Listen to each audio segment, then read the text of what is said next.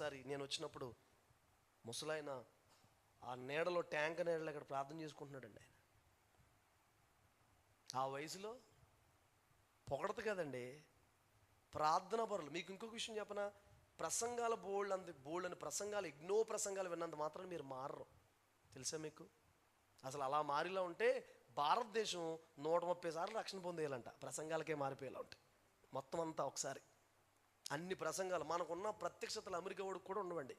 అటు Jesus loves you అంటాడు అంతే. హల్లెలూయా.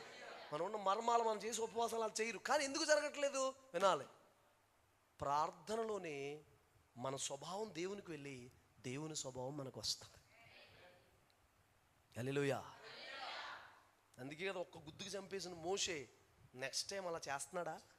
నలిగాడు ప్రార్థనలో. గొర్రెల్ని మేపుతూ మందను మేపుతూ నలిగిపోయాడు ప్రార్థనలో.